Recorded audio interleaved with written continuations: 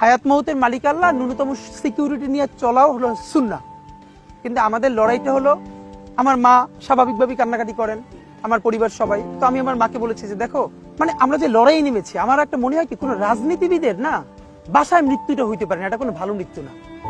যিনি রাজনীতি করেন, যিনি লড়াই করেন, যিনি বিপ্লবী, যিনি সংগ্রামী, তার মৃত্যুটা হবে একটা সংগ্রামের মধ্য দিয়ে, একটা রাজপথে, একটা গ্লোরির মৃত্যু।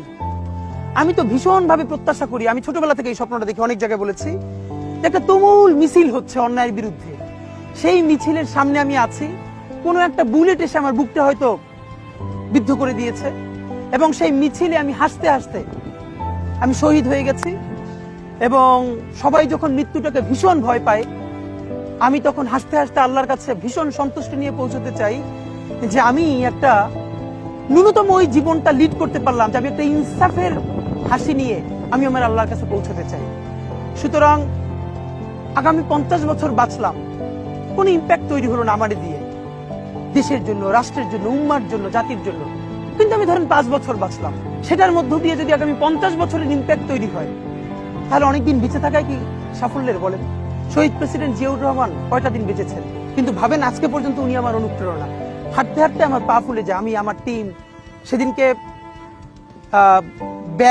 ব্যাগের মধ্যে জুতো নিয়ে তারপরে একটা শপিং মলে ঘুরছিলাম, মানে পা ফুলে গেছে, পা জুতোয় ঢুকাতে পারছিলাম না।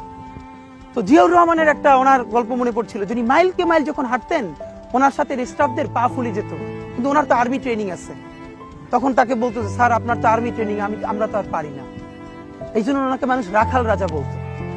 তা আমরাও সারা বাংলাদেশের 56,000 বর্গ মাইলে হাঁটতে চাই, আমরা ইনসাফের চাষাবাদ করতে চাই, একটা স্বাধীন সার্বভৌমত্বের সততার বাংলাদেশ তৈরি করতে চাই।